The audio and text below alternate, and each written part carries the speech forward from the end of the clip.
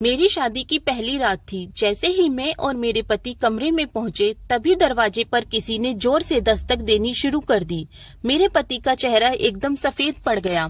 उन्होंने कांपते हुए दरवाजा खोला। बाहर एक पुलिस इंस्पेक्टर खड़ा था। उसने मेरे पति की तरफ देखकर सिर्फ एक सवाल पूछा, आपकी दूसरी पत्नी कहाँ है? यह सुनते ही मेरे पैरों तले जमीन खिसक गई। दूसरी पत्नी? लेकिन आज ही तो हमारी शादी हुई थी। फिर दूसरी पत्नी कौन थी? इंस्पेक्टर के सवाल का मेरे पति ने कोई जवाब नहीं दिया। वह कुछ पल तक चुपचाप खड़े रहे, फिर धीमी आवाज में बोले, सर आप शायद गलत आदमी के घर आ गए हैं। इंस्पेक्टर ने उनकी बात अनसुनी कर दी और अपनी जेब से एक फोटो निकालकर मेरे सामने रख दी। फोटो में मेरे पति दूल्हे के कपड़ों में थे और उनके साथ लाल जोड़े में एक दूसरी लड़की खड़ी थी। वह तस्वीर बिल्कुल असली लग रही थी। मेरा दिल जोर जोर से धड़कने लगा। मैंने कांपती आवाज में पूछा, ये लड़की कौन है? मेरे पति ने फोटो देखते ही कहा, मैं इसे नहीं जानता। इंस्पेक्टर ने गंभीर आवाज में कहा, 3 महीने पहले इसी लड़की ने शिकायत दर्ज कराई थी कि आपकी शादी उससे हुई है। अब वह अचानक लापता है। उसके परिवार का कहना है कि आखिरी बार उसे आपके साथ देखा गया था। यह सुनकर मेरे हाथ कांपने लगे। मैं अपने पति का चेहरा पढ़ने की कोशिश कर रही थी, लेकिन उनकी आंखों में डर साफ दिखाई दे रहा था। तभी मेरी सास बीच में आ गई। उन्होंने इंस्पेक्टर से कहा, मेरा बेटा निर्दोष है, इसकी आज ही शादी हुई है, ये किसी दूसरी लड़की को जानता तक नहीं। इंस्पेक्टर बिना कुछ बोले घर से चला गया, लेकिन जाते जाते उसने मेरे पति से कहा, कल सुबह 10 बजे तक थाने आ जाना, वरना हमें तुम्हें गिरफ्तार करना पड़ेगा। उस रात मेरे पति पूरी रात सो नहीं पाए। मैं उनसे बार बार पूछती रही कि आखिर सच क्या है, लेकिन उन्होंने हर बार सिर्फ इतना कहा, मैंने किसी दूसरी लड़की से शादी नहीं की। मुझे भी लग रहा था कि शायद कोई बहुत बड़ी गलतफहमी है, लेकिन अगली सुबह जब मैं अपने पति की अलमारी ठीक कर रही थी, तभी कपड़ों के नीचे से एक पुराना मंगलसूत्र, शादी की एक तस्वीर और एक विवाह प्रमाण पत्र मिला। प्रमाण पत्र पर दूल्हे के नाम की जगह मेरे पति का नाम लिखा था, लेकिन दुल्हन के नाम वाले स्थान पर सिर्फ 2 शब्द लिखे थे, पत्नी अज्ञात। यह देखकर मेरे हाथ कांपने लगे। अगर मेरे पति की दूसरी पत्नी कभी थी ही नहीं, तो फिर यह विवाह प्रमाण पत्र किसका था और उसमें दुल्हन का नाम आखिर क्यों नहीं लिखा था? विवाह प्रमाण पत्र देखते ही मेरे हाथ कांपने लगे। मैंने तुरंत अपने पति को आवाज दी, लेकिन तभी उन्होंने कमरे में कदम रखा और मेरे हाथ में वह कागज देखकर घबरा गए। उन्होंने झटके से प्रमाण पत्र मेरे हाथ से छीन लिया और बोले, तुम ये सब मत पढ़ो। मैंने गुस्से में पूछा, अगर तुम्हारी कोई दूसरी पत्नी नहीं थी, तो फिर ये शादी का प्रमाण पत्र किसका है? मेरे पति कुछ पल तक चुप रहे, फिर बोले, मैं खुद नहीं जानता कि ये मेरे पास कैसे आया। उनकी बात सुनकर मुझे पहले उन पर शक होने लगा। तभी उनके फोन पर थाने से कॉल आया। इंस्पेक्टर ने साफ कहा कि अगर वे आधे घंटे में नहीं पहुंचे तो उन्हें गिरफ्तार कर लिया जाएगा। हम दोनों थाने पहुंचे। वहाँ इंस्पेक्टर ने हमारे सामने एक फाइल रखी। फाइल में कई तस्वीरें थी। हर तस्वीर में मेरे पति उस लड़की के साथ अलग अलग जगह दिखाई दे रहे थे, कभी मंदिर में, कभी एक होटल में, तो कभी कोर्ट के बाहर। इतना ही नहीं, एक वीडियो भी था जिसमें दोनों एक दूसरे को वरमाला पहनाते हुए नजर आ रहे थे। मेरा दिल टूट गया। मैंने रोते हुए अपने पति से पूछा, अब भी कहोगे क्या तुम उसे नहीं जानते? मेरा पति बार बार सिर्फ एक ही बात दोहरा रहे थे, ये सब झूठ है, ये वीडियो और तस्वीरें नकली हैं। इंस्पेक्टर ने फिर एक और सबूत सामने रखा। वह एक होटल का रजिस्टर था जिसमें मेरे पति के आधार कार्ड की कॉपी लगी थी और पति पत्नी के रूप में उसी लड़की के साथ उनके हस्ताक्षर दर्ज थे। अब तो मेरे पास भी उनके बचाव में कहने के लिए कुछ नहीं बचा था। तभी इंस्पेक्टर ने कहा, अगर तुम सच बोल रहे हो तो हमें उस लड़की के घर चलना होगा, शायद वहीं से कुछ सुराग मिले। हम सभी उस लड़की के घर पहुँचे। उसके माता पिता हमें देखते ही रोने लगे। उसकी माँ मेरे पति के पैरों में गिरकर बोली, बेटा अगर मेरी बेटी जिंदा है तो बता दो, हमें उसे मिलवा दो। ये दृश्य देखकर मेरे पति खुद भी रो पड़े और बोले, आंटी मैं कसम खाकर कहता हूँ मैंने आपकी बेटी को कभी नहीं देखा। तभी लड़की के पिता अंदर गए और एक पुरानी डायरी लेकर मेरे हाथ में रख दी। उन्होंने कहा, ये हमारी बेटी की डायरी है, इसमें उसने अपनी शादी के बारे में सब कुछ लिखा है। मैंने कांपते हाथों से डायरी खोली। पहले ही पन्ने पर लिखा था, आज मेरी शादी उस आदमी से हुई जिसे शायद खुद भी नहीं पता कि वह मेरा पति बन चुका है। ये एक लाइन पढ़ते ही हम सब एक दूसरे का चेहरा देखने लगे। आखिर कोई इंसान शादी कर सकता है और उसे खुद पता भी ना हो। डायरी की पहली लाइन पढ़ते ही मेरे शरीर में सिहरन दौड़ गई। मैंने जल्दी जल्दी अगले पन्ने पलटने शुरू किए। उसमें लिखा था, उसने मेरी मांग में सिंदूर भरा, मेरे गले में मंगलसूत्र पहनाया, लेकिन उसे आज तक यह एहसास नहीं कि वह मेरा पति बन चुका है। अगर कभी सच उसके सामने आया तो शायद वह खुद भी यकीन नहीं कर पाएगा। मैं पूरी तरह उलझ चुकी थी। मैंने अपने पति की तरफ देखा। उनके चेहरे पर डर था, लेकिन झूठ बोलने वाले इंसान जैसी घबराहट नहीं थी। तभी इंस्पेक्टर ने पूछा, क्या आपको पिछले 1 साल की कोई ऐसी घटना याद है जिसमें आपकी याददाश्त कुछ घंटों या दिनों के लिए चली गई हो? मेरे पति कुछ देर सोचते रहे, फिर अचानक बोले, करीब 4 महीने पहले मेरा एक्सीडेंट हुआ था। डॉक्टर ने कहा था कि मुझे सिर पर गहरी चोट लगी थी। मैं 3 दिन तक अस्पताल में बेहोश था और होश आने के बाद मुझे उन 3 दिनों की कोई बात याद नहीं थी। ये सुनते ही इंस्पेक्टर की आंखों में चमक आ गई। उन्होंने तुरंत उस अस्पताल का रिकॉर्ड मंगवाया। रिपोर्ट देखकर एक और हैरान कर देने वाली बात सामने आई। जिस तारीख को लड़की ने अपनी शादी का जिक्र डायरी में किया था, उसी तारीख को मेरे पति अस्पताल में भर्ती थे। मैं हैरान रह गई। अगर उस दिन मेरे पति अस्पताल में थे तो फिर शादी किसने की? तभी इंस्पेक्टर ने डायरी का आखिरी पन्ना खोला। वहाँ लड़की ने लिखा था, जिस आदमी से मेरी शादी हुई वह खुद भी इस साजिश का शिकार है। उसे बेहोश करके मंदिर लाया गया था। उसकी आंखें मुश्किल से खुल रही थी। उसने जो कुछ किया होश में नहीं किया। असली गुनहगार कोई और है और वह इंसान हर दिन उसके सामने मुस्कुराकर मिलता है। ये पढ़ते ही पूरे कमरे में सन्नाटा छा गया। अगर मेरे पति भी इस साजिश के शिकार थे तो आखिर वह कौन था जिसने एक बेहोश आदमी की नकली शादी करवाई? और सबसे बड़ा सवाल, उस लड़की को अचानक गायब किसने किया? डायरी पढ़ने के बाद पहली बार मुझे अपने पति की बात पर भरोसा होने लगा। इंस्पेक्टर ने तुरंत उस मंदिर के सीसीटीवी फुटेज निकलवाए जहां कथित शादी हुई थी। फुटेज धुंधले थे, लेकिन उसमें साफ दिखाई दे रहा था कि 2 लोग मेरे पति को लगभग सहारा देकर अंदर ले जा रहे थे। उनके कदम लड़खड़ा रहे थे और वह पूरी तरह होश में नहीं थे। वीडियो में यह भी दिखा कि शादी की सारी रस्में बहुत जल्दी करवाई गईं और मेरे पति पूरे समय कुछ समझ ही नहीं पा रहे थे। इसके बाद इंस्पेक्टर ने होटल और कोर्ट में जमा हुए दस्तावेजों की फॉरेंसिक जांच करवाई। रिपोर्ट आने पर पता चला कि होटल रजिस्टर पर बने हस्ताक्षर मेरे पति के असली हस्ताक्षर नहीं थे, बल्कि उनकी बेहद कुशल नकल की गई थी। कोर्ट में जमा विवाह आवेदन भी कानूनी रूप से स्वीकार नहीं हुआ था, क्योंकि दुल्हन बाद में सत्यापन के लिए पहुंची ही नहीं थी। यानी कानून की नजर में वह शादी कभी हुई ही नहीं थी। अब सवाल यह था कि ये सब किसने और क्यों किया। तभी लड़की के पिता को एक बात और याद आई। उन्होंने बताया कि शादी से कुछ दिन पहले उनकी बेटी एक प्राइवेट कंपनी में काम करती थी, जहां उसका अपने सीनियर मैनेजर विक्रम से अक्सर झगड़ा होता था। विक्रम उससे शादी करना चाहता था, लेकिन लड़की ने साफ मना कर दिया था। उसने धमकी दी थी, अगर तुम मेरी नहीं बनी तो मैं तुम्हारी जिंदगी बर्बाद कर दूंगा। इंस्पेक्टर ने तुरंत विक्रम की जांच शुरू कर दी। पता चला कि एक्सीडेंट वाले दिन सबसे पहले वही मेरे पति को अस्पताल लेकर गया था और उसी ने होटल की बुकिंग भी अपने नकली पहचान पत्र से कराई थी। इतना ही नहीं, उसने फोन की लोकेशन भी उसी मंदिर के आसपास मिली जहां कथित शादी हुई थी। अब पहली बार पूरी तस्वीर साफ होने लगी। विक्रम ने लड़की पर दबाव बनाने और उसे बदनाम करने के लिए एक ऐसा षड्यंत्र रचा था जिसमें मेरे पति सिर्फ एक मोहरा थे। लेकिन तभी इंस्पेक्टर को विक्रम के बैंक खाते की जांच में एक और चौंकाने वाली जानकारी मिली। एक्सीडेंट से ठीक 1 दिन पहले उसके खाते में 25 लाख रुपए जमा हुए थे और पैसे भेजने वाले का नाम देखकर इंस्पेक्टर भी कुछ पल के लिए चुप हो गए। उन्होंने मेरी तरफ देखा और कहा, लगता है विक्रम ने यह सब अकेले नहीं किया, किसी ने उसे इसके लिए पैसे दिए थे। इंस्पेक्टर की बात सुनकर मेरे दिल की धड़कनें तेज हो गईं। मैंने घबराकर पूछा, किसने पैसे दिए थे? इंस्पेक्टर ने कहा, बैंक ने खाते का नाम तो बता दिया है, लेकिन हमें पक्का सबूत मिलने तक किसी का नाम लेना ठीक नहीं होगा। अगले ही दिन पुलिस ने विक्रम को गिरफ्तार कर लिया। पहले तो वह बार बार खुद को बेगुनाह बताता रहा, लेकिन जब उसके सामने सीसीटीवी फुटेज, बैंक ट्रांजैक्शन और होटल की बुकिंग के सबूत रखे गए तो वह टूट गया। उसने कबूल किया कि उसने ही एक्सीडेंट के बाद मेरे पति की बेहोशी का फायदा उठाकर उन्हें मंदिर ले जाकर नकली शादी का नाटक रचाया था। उसने नकली फोटोग्राफर से तस्वीरें खिंचवाई, वीडियो रिकॉर्ड कराया और बाद में उन्हें एडिट करके ऐसा दिखाया कि शादी पूरी तरह असली थी। मैंने गुस्से में पूछा, लेकिन क्यों? विक्रम ने सर झुकाकर कहा, क्योंकि नेहा ने मेरी शादी का प्रस्ताव ठुकरा दिया था। मैं चाहता था कि समाज और उसके परिवार को लगे कि वह पहले से शादीशुदा है, ताकि उसकी कहीं और शादी न हो सके।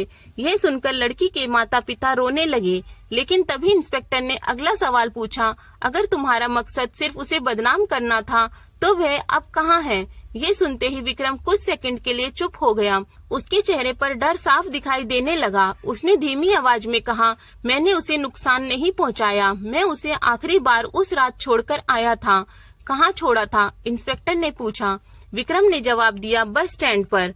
उसने मुझसे कहा था कि वह इस शहर को हमेशा के लिए छोड़ रही है। पुलिस ने तुरंत बस स्टैंड के पुराने सीसीटीवी और टिकट रिकॉर्ड निकलवाए। जांच में पता चला कि नेहा ने सचमुच दूसरे शहर की बस का टिकट खरीदा था, लेकिन वह बस में कभी चढ़ी ही नहीं।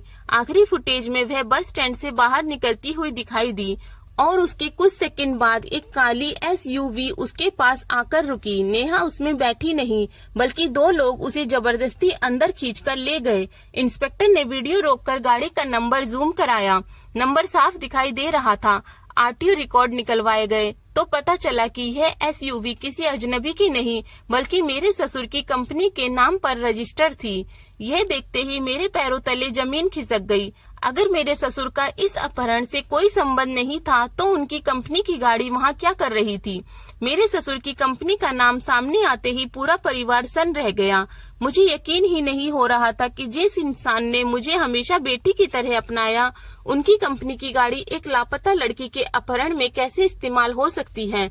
इंस्पेक्टर ने बिना देर किए कंपनी के सभी वाहन रिकॉर्ड्स और उस दिन की GPS हिस्ट्री निकलवाई। जांच में पता चला कि जिस SUV का इस्तेमाल हुआ था, वह उस दिन कंपनी के गैराज से बिना अनुमति निकाली गई थी। ड्राइवर की ड्यूटी रजिस्टर से भी छेड़छाड़ की गई थी। जब पुलिस ने कंपनी के पुराने ड्राइवर रमेश से पूछताछ की तो वह पहले तो कुछ नहीं बोला, लेकिन बाद में उसने सच उगल दिया। उसने बताया कि उस रात उसे कंपनी के ऑपरेशन मैनेजर संजय ने गाड़ी निकालने का आदेश दिया था। संजय ने कहा था कि यह साहब का निजी काम है, इसलिए किसी से कुछ मत कहना। लेकिन बाद में रमेश को पता चला कि उस रात साहब यानी मेरे ससुर शहर से बाहर एक बिजनेस मीटिंग में थे। इसका मतलब साफ था संजय ने उनके नाम का इस्तेमाल किया था। पुलिस ने तुरंत संजय को हिरासत में लिया। पहले उसने हर बात से इनकार किया, लेकिन जब उसे CCTV फुटेज और ड्राइवर का बयान दिखाया गया तो उसने स्वीकार किया कि उसने ही गाड़ी भेजी थी। मैंने गुस्से में पूछा, लेकिन क्यों? तुम्हारा नेहा से क्या रिश्ता था? संजय ने कहा, मेरा उससे कोई रिश्ता नहीं था। मुझे सिर्फ इतना कहा गया था कि लड़की को कुछ घंटों के लिए एक फार्म हाउस तक पहुंचाना है। उसके बाद मुझे 5 लाख रुपए मिल गए। इंस्पेक्टर ने पूछा, किसने कहा था? संजय ने जवाब दिया, मैं उस आदमी का नाम नहीं जानता। उसने हमेशा फोन पर बात की और पैसे नकद दिए। तभी पुलिस ने संजय का मोबाइल जब्त किया। कॉल डिटेल निकालने पर पता चला कि वह पिछले 3 महीने से एक ही नंबर पर लगातार बात कर रहा था। वह नंबर किसी फर्जी पहचान पर लिया गया था, लेकिन उसकी लोकेशन बार बार एक ही जगह की आ रही थी, वही कॉलोनी जहां मेरे पति के चचेरे भाई रोहित का घर था। मैं हैरान रह गई।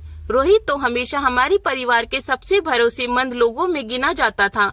तभी इंस्पेक्टर ने कहा, अब तक जो भी सबूत मिले हैं उनसे यही लगता है कि यह एक साजिश आपके पति के खिलाफ नहीं, बल्कि आपके पूरे परिवार के खिलाफ रची गई थी और रोहित शायद इस खेल का सिर्फ एक हिस्सा है। असली मास्टरमाइंड अभी भी सामने नहीं आया है। रोहित का नाम सुनते ही मेरे पति को यकीन नहीं हुआ। उन्होंने तुरंत कहा, यह नामुमकिन है। रोहित बचपन से मेरे साथ बड़ा हुआ है, वह ऐसा कभी नहीं कर सकता। लेकिन इंस्पेक्टर ने भावनाओं के बजाय सबूतों पर भरोसा किया। पुलिस ने रोहित के घर की तलाशी ली। वहां से कोई गैर कानूनी चीज नहीं मिली, लेकिन उसके लैपटॉप में डिलीट की गई कुछ फाइलें रिकवर हुई। उन फाइलों में वह शादी की तस्वीरों के ओरिजिनल एडिटिंग प्रोजेक्ट मौजूद थे। फॉरेंसिक जांच से साबित हो गया कि तस्वीरों और वीडियो के साथ छेड़छाड़ की गई थी। अब रोहित के पास बचने का कोई रास्ता नहीं था। पूछताछ में उसने कबूल किया कि उसने ही तस्वीरें एडिट की थी, लेकिन उसने एक बात बार बार दोहराई, मैंने किसी का अपहरण नहीं कराया और न ही नेहा को गायब किया। मुझे सिर्फ फोटो और वीडियो बनाने के लिए पैसे मिले थे। इंस्पेक्टर ने पूछा, किसने दिए? रोहित ने जवाब दिया, विक्रम ने। उसने कहा था कि यह सिर्फ एक मजाक है, किसी की जिंदगी बर्बाद नहीं होगी। पुलिस ने बैंक रिकॉर्ड निकलवाए। सचमुच रोहित के खाते में पैसे विक्रम के खाते से आए थे। इससे साफ हो गया कि रोहित साजिश का हिस्सा तो था, लेकिन उसका काम सिर्फ नकली सबूत तैयार करना था। असली सवाल अब भी वही था, नेहा कहाँ गई? तभी इंस्पेक्टर को फॉरेंसिक लैब से एक नई रिपोर्ट मिली। बस स्टैंड के बाहर मिली काली एसयूवी से एक बाल और उंगलियों के निशान मिले थे। डीएनए रिपोर्ट में पता चला कि वह ना तो विक्रम के थे, ना रोहित के और ना ही मेरे पति के, लेकिन उंगलियों के निशान पुलिस के पुराने रिकॉर्ड से मैच हो गए।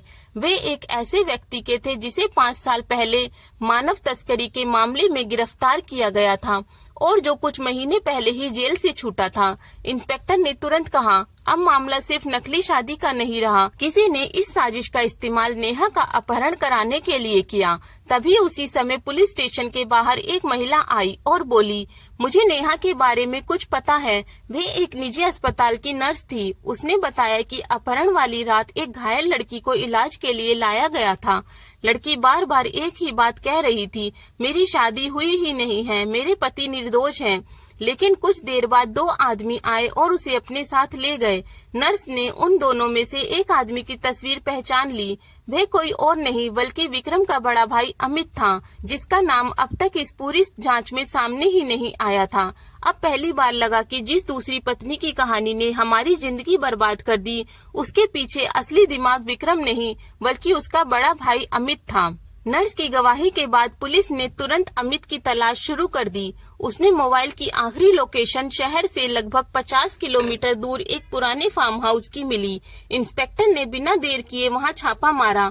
फार्म हाउस पूरी तरह खाली था, लेकिन एक कमरे में कुछ महिलाओं के कपड़े, दवाइयां और फर्जी पहचान पत्र मिले। ऐसा लग रहा था वहां कुछ लोगों को कुछ समय के लिए छिपाकर रखा जाता था। तभी पुलिस को एक अलमारी के अंदर एक पुराना मोबाइल मिला। मोबाइल खराब था, लेकिन फॉरेंसिक टीम ने उसका डाटा निकाल लिया। उसमें नेहा का एक वीडियो रिकॉर्ड था। वीडियो देखकर मेरी आंखों में आंसू आ गए। नेहा कैमरे की तरफ देखकर कह रही थी, अगर ये वीडियो किसी तक पहुंचे तो समझ लेना कि मैं अपनी मर्जी से गायब नहीं हुई हूँ। मुझे जबरदस्ती यहाँ रखा गया है। जिस लड़के के साथ मेरी नकली शादी करवाई गई, उसका इसमें कोई दोष नहीं। उसे बेहोश करके मेरे साथ बैठाया गया था ताकि असली अपराधी बच जाए। इसके बाद वीडियो अचानक बंद हो गया। अब यह पूरी तरह साफ हो चुका था कि मेरे पति इस साजिश के शिकार थे, लेकिन नेहा अब भी कहाँ थी, इसका जवाब किसी के पास नहीं था। तभी पुलिस ने मोबाइल की डिलीट हुई फाइल रिकवर की। उसमें अमित और एक अज्ञात व्यक्ति के बीच हुई बातचीत की रिकॉर्डिंग मिली। रिकॉर्डिंग में अमित कह रहा था, लड़की अब हमारे किसी काम की नहीं रही, उसे वहाँ भेज दो जहाँ कोई उसे ढूंढ ना सके। दूसरी तरफ से आवाज आई, लेकिन अगर वे जिंदा रही तो कभी भी सच बोल सकती है। ये सुनकर पूरे कमरे में सन्नाटा छा गया। इंस्पेक्टर ने तुरंत उस आवाज की जांच करवाई। कुछ घंटों बाद रिपोर्ट आई कि वह आवाज किसी अजनबी की नहीं बल्कि एक प्राइवेट रिहैब सेंटर के मालिक की थी। पुलिस उसी रिहैब सेंटर पहुंची जहां के रिकॉर्ड में एक महिला फर्जी नाम से भर्ती दिखाई गई, जिसकी उम्र और पहचान नेहा से मिलती थी, लेकिन रजिस्टर में लिखा था उसे 2 महीने पहले डिस्चार्ज कर दिया गया था। तभी सेंटर की एक कर्मचारी ने पुलिस को चुपके से बताया, जिस दिन वह लड़की यहाँ से गई थी उसने मुझसे कहा था कि अगर कभी पुलिस आए तो उन्हें ये पता जरूर देना। उसने जेब से एक मुड़ा हुआ कागज निकालकर इंस्पेक्टर को दिया। उस कागज पर सिर्फ एक पता लिखा था और वह पता किसी अनजान जगह का नहीं बल्कि उसी पुराने मंदिर का था जहाँ मेरे पति की नकली शादी करवाई गई थी। उसके नीचे नेहा ने सिर्फ एक लाइन लिखी थी, इस पूरे खेल का आखिरी सच वहीं छिपा है जहाँ मेरी जिंदगी बर्बाद होना शुरू हुई थी। नेहा के लिखे हुए पते को देखकर इंस्पेक्टर तुरंत हमें उसी पुराने मंदिर ले गए। रात के 2 बज चुके थे। मंदिर बंद था, लेकिन पुजारी पहले से पुलिस का इंतजार कर रहे थे। उन्होंने कहा, मुझे लगा था कि एक न एक दिन कोई इस सच तक जरूर पहुंचेगा। इतना कहकर उन्होंने मंदिर के पीछे बने एक छोटे से कमरे का ताला खोल दिया। कमरे में वर्षों पुराने दान रजिस्टर, सीसीटीवी का बैकअप सर्वर और शादी करवाने वाले पंडित की डायरी रखी हुई थी। फॉरेंसिक टीम ने सर्वर से डिलीट हुई रिकॉर्डिंग निकाल ली। वीडियो में साफ दिखाई दे रहा था कि मेरे पति पूरी तरह बेहोशी की हालत में थे। उनकी आंखें खुल भी नहीं रही थी। उन्हें 2 लोग पकड़कर मंडप तक लाए थे। दूसरी तरफ नेहा लगातार रो रही थी और बार बार कह रही थी, मैं ये शादी नहीं करना चाहती। तभी अमित ने उसे धमकी दी, अगर तुमने मना किया तो तुम्हारे पापा को जान से मार देंगे। डर के मारे नेहा चुप हो गई। शादी की रस्में सिर्फ दिखावे के लिए करवाई गईं और वीडियो रिकॉर्ड कर लिया गया ताकि बाद में उसी का इस्तेमाल ब्लैकमेल करने के लिए किया जा सके। ये देखकर मेरी आंखों में आंसू आ गए। मेरे पति और नेहा दोनों ही इस साजिश के शिकार थे। तभी पुजारी ने अपनी डायरी इंस्पेक्टर को दी। उसमें उस दिन आए लोगों के नाम और मोबाइल नंबर लिखे थे। एक नंबर पर पुलिस की नजर टिक गई। वह नंबर अमित का नहीं था। जांच करने पर पता चला कि वह नंबर एक बड़े बिल्डर राघव मल्होत्रा के नाम पर था। इंस्पेक्टर ने बताया कि नेहा उसी कंपनी में अकाउंट्स विभाग में काम करती थी और कुछ महीनों पहले उसने कंपनी के करोड़ों रुपए के फर्जी लेन देन का पता लगा लिया था। उसने नौकरी छोड़ने और सबूत पुलिस को देने की बात कही थी। उसी के बाद ये पूरी साजिश रची गई। नकली शादी इसलिए करवाई गई ताकि अगर नेहा कभी सामने आए तो लोग उसकी बात पर भरोसा न करें और उसे चरित्रहीन साबित किया जा सके। मेरे पति को इसलिए चुना गया क्योंकि उनका एक्सीडेंट हो चुका था और उन्हें उन दिनों की कोई याद नहीं थी। लेकिन तभी इंस्पेक्टर के फोन पर एक कॉल आया। दूसरी तरफ की बात सुनते ही उसका चेहरा बदल गया। उन्होंने मेरी तरफ देखा और कहा, अभी अभी खबर मिली है, नेहा जिंदा है, लेकिन उसने पुलिस से मिलने से साफ इनकार कर दिया है। उसने सिर्फ एक शर्त रखी है, वे सबसे पहले आपसे और आपके पति से अकेले में मिलना चाहती है। उसने कहा कि उसके पास ऐसा सबूत है जिससे इस पूरे षड्यंत्र का असली मास्टरमाइंड हमेशा के लिए कानून के शिकंजे में आ जाएगा। अगली सुबह मैं और मेरे पति इंस्पेक्टर की अनुमति से नेहा से मिलने पहुंचे। वह एक सुरक्षित स्थान पर पुलिस की निगरानी में रह रही थी। 8 महीने की कैद और मानसिक यातना ने उसके चेहरे की मुस्कान छीन ली थी, लेकिन उसकी आंखों में अब भी सच सामने लाने का हौसला था। हमें देखते ही उसने सबसे पहले मेरे पति से कहा, मुझे माफ कर दीजिए, मेरी वजह से आपकी जिंदगी भी बर्बाद हो गई। मेरे पति की आंखें भर आईं। उन्होंने जवाब दिया, गलती तुम्हारी नहीं थी, हम दोनों किसी और की साजिश का हिस्सा बना दिए गए थे। इसके बाद नेहा ने अपने बैग से एक पेन ड्राइव निकाली और इंस्पेक्टर को सौंप दी। उसमें राघव मल्होत्रा और अमित की कई रिकॉर्डिंग थी। रिकॉर्डिंग में दोनों करोड़ों रुपए की धोखाधड़ी, फर्जी कंपनियों और नेहा को रास्ते से हटाने की योजना पर बात कर रहे थे। एक रिकॉर्डिंग में राघव साफ कह रहा था, अगर नेहा पुलिस तक पहुंच गई तो हम सब जेल चले जाएंगे।